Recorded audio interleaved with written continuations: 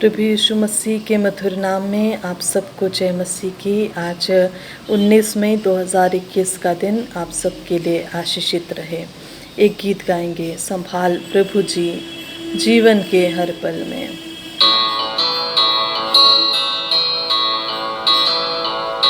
संभाल प्रभु जी जीवन के हर पल में, अभी तक हमको संभाला तूने, आगे भी अगुवाई कर। संभाल प्रभु जी जीवन के हर पल में, जैसे मुर्गी बच्चों को अपने पंखों तले छिपाती, जैसे मुर्गी अपने बच्चों को अपने पंखों तले छिपाती, वैसे ही तेरा साया शरण है हमारी। संभाल प्रभु जी जीवन के हर पल में, अभी तक हमको संभाला तूने, आगे भी अगुवाई कर। संभाल प्रभु जी जीवन के हर पल में, वायदा ये तूने किया छोड़े न कभी मुझे, वायदा ये तूने किया छोड़े न कभी मुझे, खींचा ये रूप मेरा हथेली पे अपनी। संभाल प्रभु जी जीवन के हर पल में, संभाल प्रभु जी जीवन के हर पल में, अभी तक हमको संभाला तूने, आगे भी अगुवाई कर। अभी तक हमको संभाला तूने, आगे भी अगुवाई कर। संभाल प्रभु जी जीवन के हर पल में। सचमुच में हमारा परमेश्वर हमें बचाने वाला है और हमारा परमेश्वर हमारी सहायता करने वाला परमेश्वर है, और केवल प्रभु ही है जो हमारी अगुवाई कर सकता है। आज के मनन के लिए जो वचन मैंने लिया है, नीति वचन उसका 18 अध्याय का 10 पद। यहाँ पर ऐसा लिखा है कि यहोवा का नाम दृढ़ गढ़ है, धर्मी उसमें भागकर सब दुर्घटनाओं से बचता है। यहोवा का नाम दृढ़ गढ़ है, धर्मी उसमें भागकर सब दुर्घटनाओं से बचता है। हमारे जीवन के सामने इस समय एक ऐसा समय बना हुआ है जो विपत्ति महाविपत्ति भरा है, जो हमारे सामने बिना दस्तक दिए एक महामारी का रूप लेकर आया है। और इस कोविड बीमारी के द्वारा से बहुत सारे लोगों ने अपने प्रियों को खोया है। चारों तरफ हम देखते हैं कि इस महामारी के कारण से हज़ारों लाखों लोगों ने अपने जान गंवा चुके हैं, और बहुत सारे लोगों के सर पर अभी भी मृत्यु की छाया है, और अभी भी लोग संघर्ष कर रहे हैं, अभी भी लोग दुख में हैं, बीमारी की अवस्था में हैं, अपने घरों में हैं, कमी और घटी में हैं।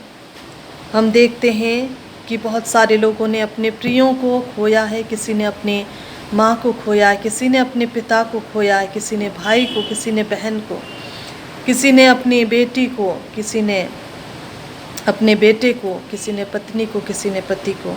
हम पाते हैं कि चारों ही तरफ इस बीमारी ने अपना कदम ऐसे फैलाया है कि कोई भी इससे बच नहीं पा रहा है।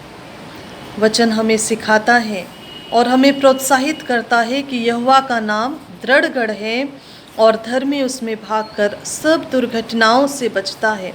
मुझे ऐसे ही याद आ रहा है एक और वचन जो हम पढ़ते हैं। वचन में जो दूसरा इतिहास उसके 20 अध्याय में यहोशापात के जीवन के बारे में। यहोशापात के जीवन में भी एक बार ऐसी ही विपत्ति आई थी, ऐसे ही चारों ओर से जब उसने देखा कि उसकी ओर संकट बढ़ रहा है, दुख बढ़ रहा है, और वह जब उसने अपने चारों ओर से आ रही उस दुख को, उस विपत्ति को, उन समस्याओं को देख रहा था, उस संकट को देख रहा था, तो वो इन सारी बातों से भागा नहीं, परंतु परमेश्वर की खोज में लग गया। और जब उसने अपनी आँखों को बड़े विश्वास के साथ अपने परमेश्वर की ओर लगाया, परमेश्वर पर भरोसा किया, परमेश्वर ने उसे उस बड़े संकट से बचा लिया। न सिर्फ उसने, परंतु उसके साथ सारे लोगों ने, यहूदा के सारे लोगों ने परमेश्वर के सन्मुख प्रार्थना की, उपवास किए और स्तुति के भजन गाए, और उसी समय परमेश्वर अपने सामर्थ्य से भरकर इस महासंकट से उन्हें बचा लिया। मसीह में मेरे सभी प्रियों, आज का दिन हम सबों के लिए है, और ये जो कठिन परिस्थितियां हमारे चारों ओर है बनी हुई है, ये मृत्यु का साया अभी टला नहीं है, ये संकट का समय अभी दूर नहीं हुआ है, और अभी भी आवश्यकता है कि हम सभी प्रभु के निकटता में अपने आप को छिपाए रखें।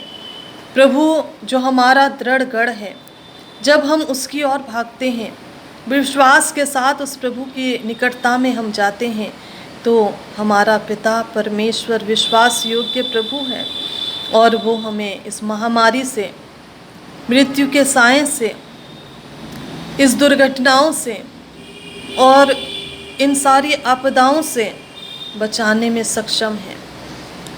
वचन हमें सिखाता है कि हमारा पिता परमेश्वर का हाथ इतना छोटा नहीं है कि वो उद्धार न कर सके, या इन समस्याओं से छुटकारा न दे सकें, या हमारी सहायता न कर सकें, क्योंकि वो हमारा दृढ़ गढ़ परमेश्वर है, और हमारा भरोसा, हमारा विश्वास हमारे परमेश्वर पर होना चाहिए। इसलिए आइए अपने प्रभु के हाथों में अपने आप को समर्पित कर दें कि जीवन में ये इन आंधियों से, इन तूफान से जो हमारे जीवनों में हैं और आ रहे हैं, इसे शांत प्रभु यीशु मसीह कर सकें, और हम अपने प्रभु की निकटता में, प्रार्थना में अपना समय व्यतीत करें, उसकी आराधना करें, उपवास करें, उसके लिए भजन के गीत गाएं, उसकी महिमा को हम करने पाए। निश्चित रूप से वो हमें बचाएगा, वो हमें संभालेगा, वो हमें सुरक्षित करेगा। परमेश्वर हम सबको आशीष प्रदान करे। प्रार्थना करें।